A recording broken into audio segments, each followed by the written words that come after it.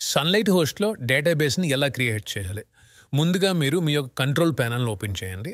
Control panel open చేయాలంటే మీకు 2 వేస్ ఉన్నాయి. ఒకటి డైరెక్ట్‌గా మీ యొక్క క్లయింట్ ఏరియా నుంచి మీరు లాగిన్ అవ్వచ్చు. సన్‌లైట్ హోస్ట్ వెబ్‌సైట్ ఓపెన్ చేసి, ఇక్కడ మీకు క్లయింట్ ఏరియా అని కనపడుతుంది. దీన్ని క్లిక్ చేసి, మీ యొక్క యూజర్ నేమ్, పాస్వర్డ్‌తో లాగిన్ అవ్వండి. వన్స్ లాగిన్ అయిన తర్వాత మీ యొక్క సర్వీసెస్ క్లిక్ చేసి, మీ యొక్క ప్లాన్ మీద క్లిక్ చేసి, ఇక్కడ లాగిన్ టు కంట్రోల్ ప్యానెల్ అని ఉంటుంది. దీన్ని క్లిక్ చేస్తే ఆటోమేటిక్‌గా మీ యొక్క అకౌంట్‌కి ఎటువంటి యూజర్ నేమ్, పాస్వర్డ్ ఎంటర్ చేయకుండా మీరు లాగిన్ అవ్వచ్చు. ఇక్కడ మేనేజ్ క్లిక్ చేస్తే కంట్రోల్ ప్యానెల్ అయితే ఓపెన్ అయింది. రెండో మెథడ్ ఏంటంటే డైరెక్ట్‌గా మీ యొక్క కంట్రోల్ ప్యానెల్ యూఆర్ఎల్ ఎంటర్ చేసినా సరే మీరు లాగిన్ అవ్వచ్చు. కంట్రోల్ ప్యానెల్ యూఆర్ఎల్ ఏంటంటే cp.sunlighthost.com మీరు ఎంటర్ చేసిన తర్వాత యూజర్ నేమ్, పాస్వర్డ్ ఎంటర్ చేసి లాగిన్ అవ్వండి. ఇక్కడ మేనేజ్ క్లిక్ చేసి ఈ విధంగా మీకు మీ యొక్క కంట్రోల్ ప్యానెల్ని ఓపెన్ చేయండి. ఓపెన్ చేసిన తర్వాత మీరు కిందకి స్క్రోల్ చేసి ఇక్కడ డేటాబేస్ అని ఉంటుంది, MySQL డేటాబేస్. దీన్ని క్లిక్ చేయండి. ఇక్కడ మీరు ఏ పేరుతో అయితే డేటాబేస్ క్రియేట్ చేద్దాం అనుకుంటున్నారో ఆ యొక్క పేరు జస్ట్ ఇవ్వండి అంతే. నేను శాంపుల్ అనే పేరు మీద డేటాబేస్ క్రియేట్ చేయాలనుకుంటున్నా. క్రియేట్ డేటాబేస్ కిందకి స్క్రోల్ చేయండి. డేటాబేస్ అయితే క్రియేట్ అయింది. ఇది మీ యొక్క డేటాబేస్ హోస్ట్ నేమ్ లేదా సర్వర్ నేమ్. ఇక్కడ మీకు పెయిన్ కనబడుతుంది చూడండి, మీ యొక్క డేటాబేస్ సర్వర్ నేమ్. ఇది ఏంటంటే మీ యొక్క database name and user name కూడా ఇదే. ఇది మీ యొక్క database name and user name కూడా ఇదే. అండ్ ఇది మీ యొక్క డేటాబేస్ పాస్వర్డ్. కావాలంటే దీన్ని ఎక్కడ నోట్ చేసుకోండి. లేదంటే కనుక ఒకవేళ మీరు పాస్వర్డ్ మార్చుకోవాలనుకుంటే కనుక దీన్ని క్లిక్ చేస్తే మీరు మార్చుకోవచ్చు. ఏ పాస్వర్డ్ అయినా సరే మీరు జనరేట్ చేసుకోవచ్చు. చేసుకున్న తర్వాత సేవ్ క్లిక్ చేస్తే సేవ్ అవుతుంది. లేదా మీకు నచ్చిన పాస్వర్డ్ మీరు ఇక్కడ ఎంటర్ చేసి సేవ్ చేసుకోవచ్చు.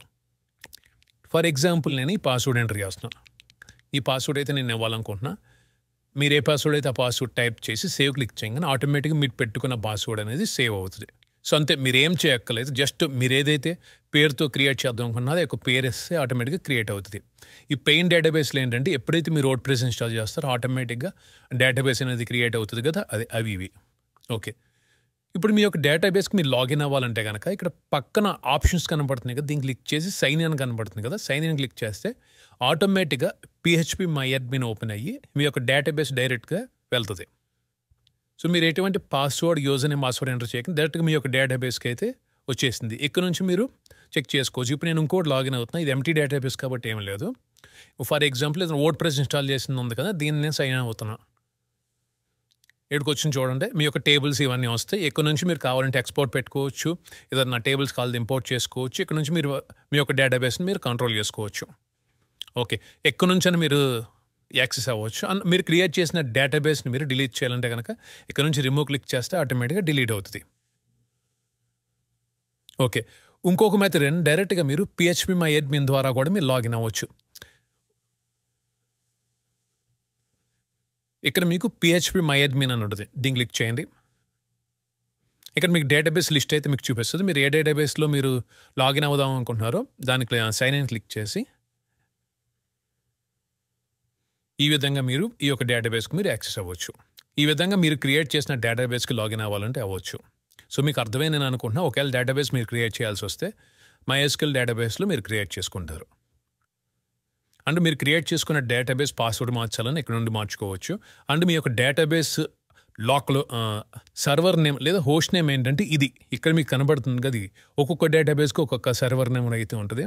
అంటే డేటాబేస్ నేమ్ ఇదే, యూజర్ నేమ్ కూడా ఇదే. పాస్వర్డ్ మీరు ఏదైతే పెట్టుకుంటారో అది.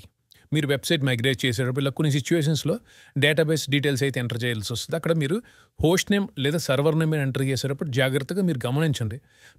నార్మల్గా అన్ని హోస్టింగ్స్లో మీరు యూజ్ చేసినట్టు లోకల్ హోస్ట్ అయితే కాదు. ఈ యొక్క సన్‌లైట్ హోస్ట్లో మీకు డేటాబేస్ సర్వర్ అనేది సపరేట్గా ఉంటుంది. సో హోస్ట్ నేమ్ లేదా సర్వర్ నేమ్ ఇచ్చేటప్పుడు ఇక్కడ చెక్ చేసుకుని కరెక్ట్గా ఇవ్వండి. మీరు లోకల్ హోస్ట్ ఎంటర్ చేస్తే మీకు వర్కౌట్ అవ్వదు. మీరు వెబ్సైట్ మైగ్రేషన్ చేసేటప్పుడైనా సరే ఎక్కడైనా మీరు డేటాబేస్ డీటెయిల్స్ ఎంటర్ చేయాల్సి వస్తే అక్కడ సర్వర్ నేమ్ లేదా హోస్ట్ నేమ్ దగ్గర లోకల్ హోస్ట్ మాత్రం ఎంటర్ చేయొద్దు. ఇక్కడ ఏదైతే మీ యొక్క సర్వర్ నేమ్ ఉందో, హోస్ట్ నేమ్ ఉందో ఇవి ఎంటర్ చేయండి. ఇది.